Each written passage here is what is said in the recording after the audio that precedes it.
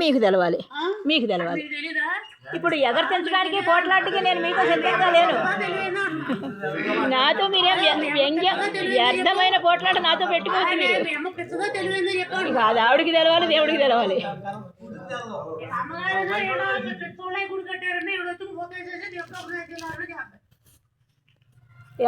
ఏ పూజారి రావట్లేదండి. మరి 10,000 మంది ఏ పూజారి రావట్లేదు. మరి ఏం చేస్తారు? మా అన్నయ్యకి నేను చాకరీ చేసి హాస్పిటల్లో నా అన్నగారిని బతికించింది యేసుక్రీస్తు ప్రభువు. బతుకు తెరువుకి, పొట్ట తిప్పలకి. ఇక్కడ డబ్బు లేదు. వచ్చినప్పుడు చేస్తాడు. ఇక్కడ దసరా చేసుకుంటున్నాడు, వచ్చినప్పుడల్లా చేస్తాడు. ఇక్కడ చేయకుండా ఉండడు. ఆవిడనే పాడుపెట్టి ఇట్లా లేదు. ఆయన బాబు వచ్చినప్పుడు చేస్తాడు. అల్లుళ్ళు వచ్చినా చేస్తారు. వచ్చినప్పుడు చేసుకుని అభిషేకం చేసుకుని దీపం పెట్టుకుని వెళ్తారు. ఎవరు చేయకుండా ఉండరండి. ఆడ పని ఆడు చేసుకుంటున్నారు.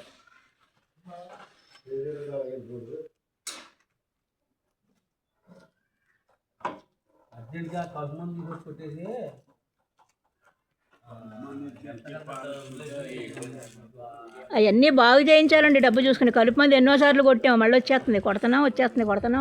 అది డబ్బులు చూసుకుని అవన్నీ సిమెంట్ చేయించి బాగు చేయించుకోవాలి.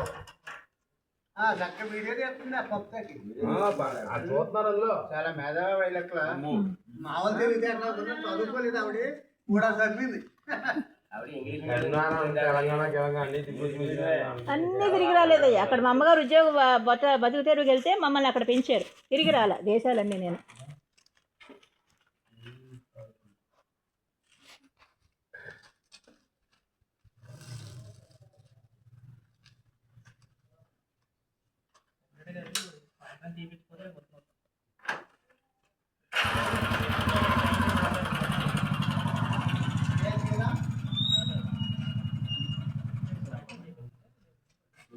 మీరు ప్రార్థన చేసుకోవడం తప్పు కదమ్మా. మీరు ఇక్కడ గుడి పక్కన చర్చ్ పట్టుకోవాలి, తీయించండి.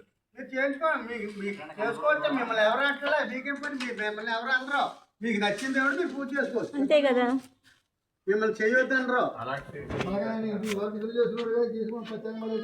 అది చేసుకోలేదండి. ఇక్కడే ఇందులో పాత కూడా ఉందండి. పాత కూడా ఎక్స్చేంజ్ చేశారు. ఎవరు చేయరండి. వాక్యం చెప్పేళ్తారు ఆయన, అంతే తప్ప ఎవరు చేయరు. చేపిస్తారు. ఎవరు పెట్టలేదు.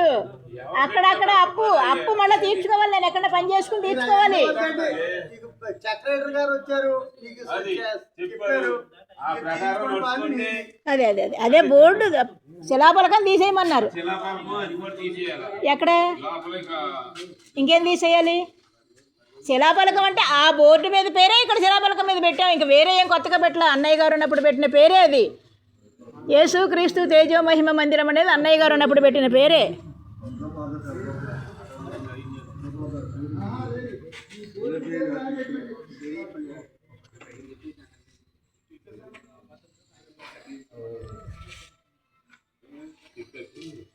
అదే శిలాపలకం తీసేయండి,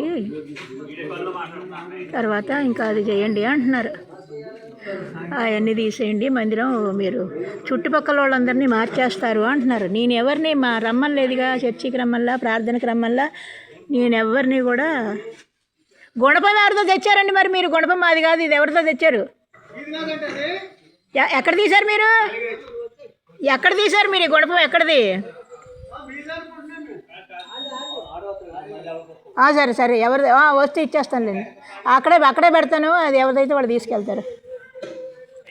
స్తుతి స్తుతి స్తుతి స్తుతి ఆరాధన, హల్లెలూయా హల్లెలూయా ఆరాధన. స్తుతి చేయుట నాకెంతో శ్రేయస్కరము, శృతి చేయుట నాకెంతో శోభస్కరము. స్తుతి స్తుతి స్తుతి స్తుతి ఆరాధన, హల్లెలూయా హల్లెలూయా ఆరాధన. సర్వోన్నతుల తండ్రి నీకే స్తుతి కలుగునుగాక, మహోన్నతుల నీకు స్తోత్రము కలుగునుగాక ప్రభువా. ఇదిగో ఇతనే నన్ను జనాల్ని పోగు చేసి కొట్టమని పంపించాడు. అనేక మందిని పంపించాడు. మా పిల్లనిచ్చుకున్నాం. అక్కడ ఉంటే వాళ్ళు రమ్మంటే వెళితే, మా పిల్లనిచ్చుకున్నాం కదా అని రమ్మంటే వెళ్తే జనాన్ని పోగేసి కొట్టమని నన్ను పంపించాడు అనమాట. అతన్ని గురు భవాని అంటారు. మరి గురు భవాని అంటారు. అదే ఎర్రబట్టలు అది ఉంటాయి, దీక్షలు అవి చేస్తుంటాడు, అవి అందరికీ మాలలు వేయిస్తుంటాడు. అదనమాట. బీజేపీ వాళ్ళు, పార్టీల వాళ్ళు అందరూ వచ్చి ఇరుగు పొరుగు వారు సంతకాలు పెట్టారు. ఇరుగు పొరుగు వారు కంప్లైంట్ ఇచ్చారని చెప్పి బలవంతాన సెక్రటరీని పిలిపించి నానా రభస చేసి గోల చేసి వెళ్ళారు. ఇప్పుడే అందరూ చర్చి తీసేయాలి, శిలాపలకం తీసేయాలి, బోర్డు తీసేయాలి, అది తీసేయాలి, ఇది తీసేయాలంటే ఈ గుడి కట్టించాం బాలాంబికాదేవి, అప్పుడు గొడవలే చేశారు. ఒకవేళ అది పాడైపోతున్నది, మా దగ్గర డబ్బు లేదు, ఇంట్లో సమస్యలు, పెళ్లి చేసాం, ఆ పిల్ల లేచిపోయి వెళ్ళిపోయింది, అవి సరి చేసుకోవాలి, అప్పులు తీర్చాలి, ఈ పిల్లాడు చనిపోతానని ఈ పిల్లాడు గోల, ఆ పిల్లాడిని బతికించుకోవాలి, ఎలాగోలాగ నిలదొక్కుని వస్తూ ఉంటే వీళ్ళకి బిడ్డ పాపలు ఉన్నారు కదా, పెళ్ళిళ్ళు చేస్తారు కదా, నా బిడ్డని నా ఇంటికి రానివ్వకుండా, నన్ను చూడనివ్వకుండా నన్ను ఎంతో గోల చేసి నాన్న రభసా చేస్తున్నాడు ఆ ఎర్రబట్టలు అతను. ఆ పిల్లని గట్టిగా అంటే ఆ అబ్బాయి కొడతాడు, ఆ పిల్లని కాలేసి తొక్కేస్తాడు, చెంపలు బద్దలు కొడతాడు. ఎన్ని బాధలు సహించుకుంటూ ఆ పిల్ల వివాహం చేసుకున్నాను, నేను పడి ఉండాలి అని ఉంటున్నది. అత్తగారు ఆ అమ్మాయికి సహాయం చేసి కొడుకుని మందలించి బిడ్డని బాధలు పెట్టుకున్న కోడలు నా ఈ కూతురు లాంటిది అని చెప్పదు. నీ కాపురం కావాలనుకుంటే ఉండు, లేకపోతే లేచిపో, నీకు కావాలనుకుంటే వదిలిపో అని చెబుతుంది. కొడుకు కూడా సపోర్ట్ చేస్తుంది. కొడుకు ఎవరిని తీసుకొచ్చి ఇంట్లో పడుకోబెట్టినా పర్లేదు ఆవిడకి, ఎవరిని తీసుకొచ్చి ఇంట్లో ఏం చేసినా పర్లేదు ఆవిడకి. ఒక కోడలు ఉండాలి. నా ఇంటి పెళ్ళి 10 ఏళ్ళు అయిపోయింది, దానికే ఒత్తుకో పిల్లలు పుడితే దీని పిల్లలు అవుతారు, దీని మనవలు అవుతారు, దీని ఒళ్ళో ఉంటారా? పిల్లలు పుట్టనివ్వడు, పిల్లలు పుట్టరు, పరీక్షలు చేయించుకోరు, ఎంతసేపు నీకే థైరాయిడ్, నీకే ఆ రోగం, నీకే ఈ రోగం అంటూ ఆ పిల్లకి నానా పరీక్షలు చేయిస్తూ నానా రకాల బాధలు పెడుతూ మానసికంగా హింసిస్తూ ఎట్లా బాధలు పెడుతున్నారు ఆ పిల్లని. అలాంటివన్నీ చేస్తున్నారు. అయినా సహించుకుంటున్నాం. ప్రార్థన ఒకటే నాకు ఆయుధము, ఆలయము, అది పాడు చేయాలని, పబ్లిక్గా పాడు చేయాలని ఇదివరకు చాలాసార్లు వచ్చారు, మళ్ళీ ఇప్పుడు వచ్చారు. మహాదేవునికే స్థితి కలుగునగాక. ఇది ఆయన నిమిత్తమై ఏర్పాటు చేయబడిన మందిరము, ఆయన కోసము ఏర్పాటు చేసుకున్న మందిరం, ఆయన ప్రార్థించడానికి ఏర్పాటు చేసిన ప్రార్థనా మందిరము, యేసుక్రీస్తు తేజోమహిమ ప్రార్థనా మందిరము.